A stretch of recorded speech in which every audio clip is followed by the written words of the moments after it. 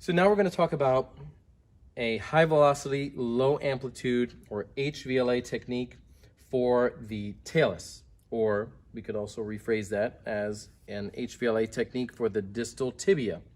We're again talking about the same thing depending on what specifically we are paying attention to.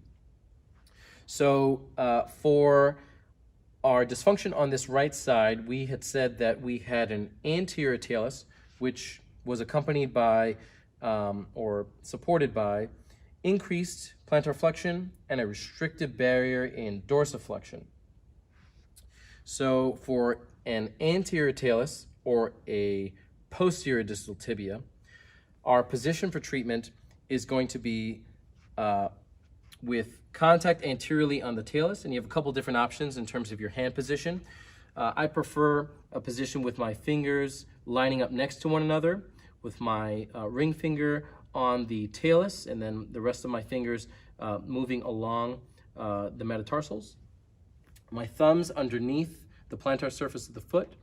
And you also want to make sure you kind of start a little bit lower, so kind of drop down a little bit lower, and then stand up as you dorsiflex, and you'll be able to appreciate where that barrier is. Now, you don't want to force it, you just want to bring it up to where it naturally stops. And then here you would also add a little bit of traction inferiorly. So I would lean back to add a little bit of traction while still inducing a little bit of this posterior dorsiflexion motion. So it's more of a circular motion rather than a straight up or down motion or a straight traction, superior, inferior, or anterior, posterior motion. You can also contact by clasping your fingers or interlacing your fingers and then making contact with one of your ring fingers on the talus, and then same thing with your thumbs, starting low, standing up and making some nice contact on the barrier, and then leaning back to apply some traction.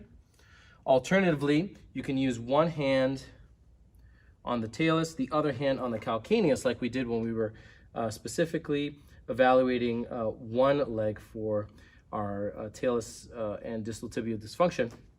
And we would apply dorsiflexion until we get to that restricted barrier. From any of those positions, we could then employ our high velocity, low amplitude thrust. So I'm going to go back into my preferred position. So now in this position, it's really important for a high velocity, low amplitude thrust that your thrust is quick, high velocity, but soft, low amplitude. So the most important feature, the most important element of your setup then is approximating your barrier effectively.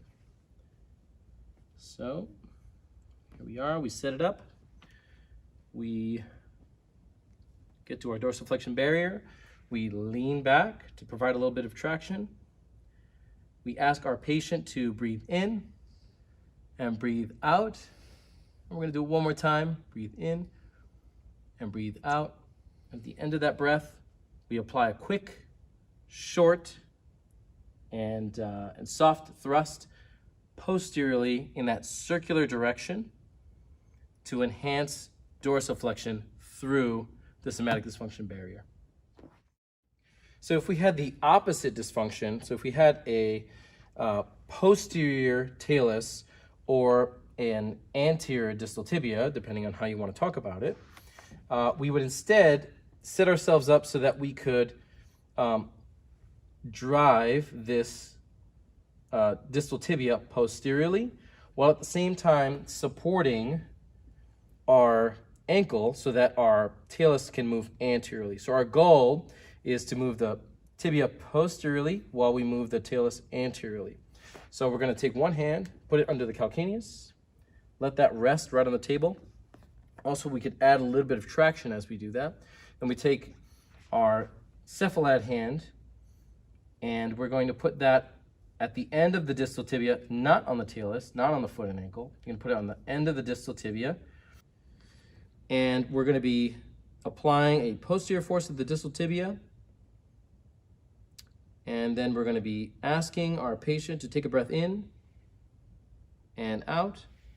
And at the end of that breath, we would initiate a quick, short, posterior thrust through the distal tibia while maintaining our force posteriorly, with our goal, again, of moving our distal tibia posteriorly while moving the talus anteriorly. And remember, our thrust is a very small thrust, very short thrust, but a very quick thrust. And so our most important feature in terms of our setup is going to then be approximating our barrier and then providing a small, quick thrust through that barrier.